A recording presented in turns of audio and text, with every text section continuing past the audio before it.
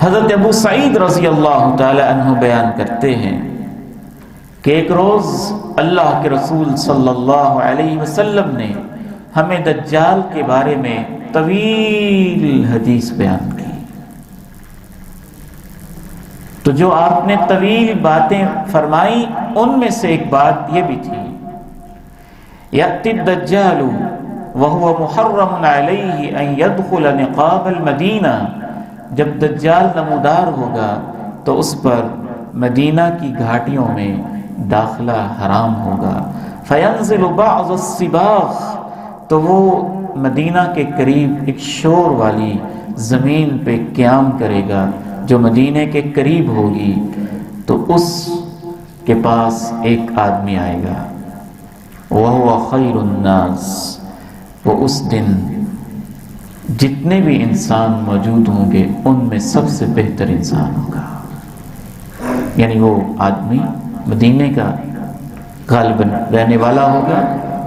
اسے پتہ چلے گا دجال مدینے کے قریب آ چکا ہے، تو آدمی آئے گا، بہترین آدمی ہوگا، اور اس کے سامنے آ کے کہے گا اشہد انک الدجال، میں گواہی دیتا ہوں تو جھوٹا دجال ہے. اس کے سامنے ڈٹ کے کہنے والا ایمان کا کتنا پختہ ہوگا.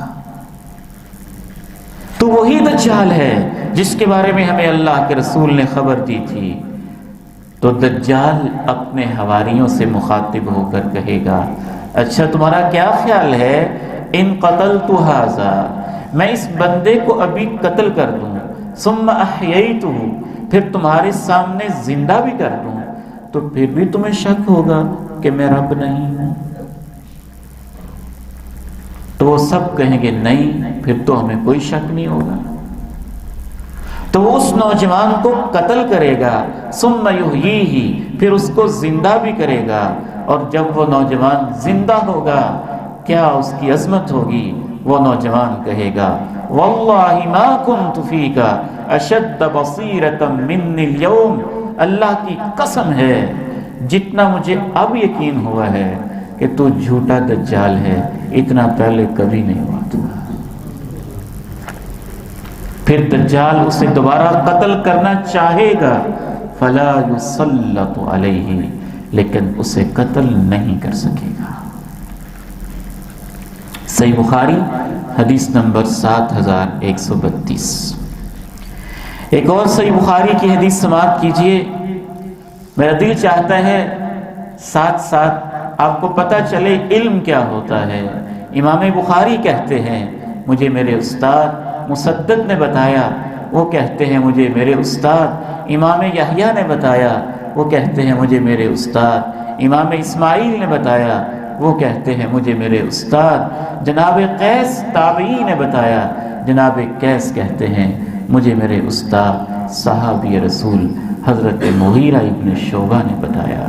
حضرت مغیرہ ابن شعبہ کہتے ہیں کہ اللہ کے نبی سے دجال کے بارے میں کسی نے اتنے سوال نہیں پوچھے جتنے میں نے پوچھے، اور میں اکثر پوچھتا تھا. ایک دن آپ نے مجھے یہ بھی کہا مغیرہ ما یضرک منہ، تجھے کیا خطرہ ہے، تم دجال کے بارے میں بہت سوال پوچھتے ہو.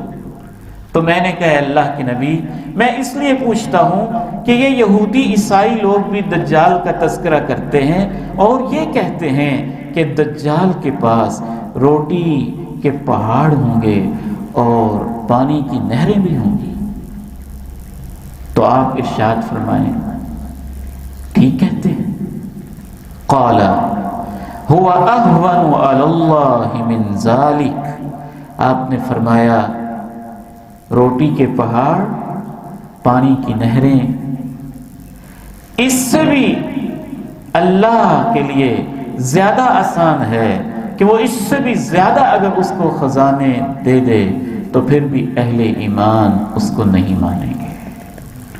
گویا اس حدیث سے پتہ چلا کہ اس کے پاس روٹی سے مراد امام ابن حجر نے لکھا ہے غلے کے پہاڑ، پہاڑوں سے مراد غلے کے ڈھیر، خزانے، سٹور.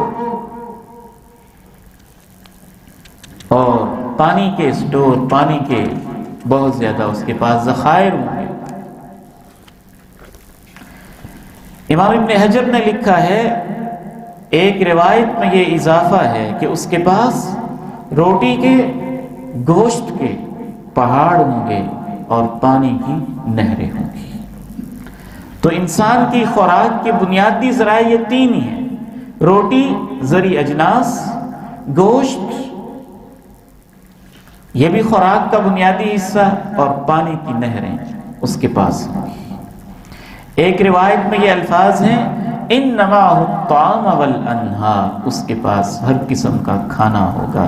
ایک روایت میں ہے ہر قسم کا مشروب بھی ہوگا۔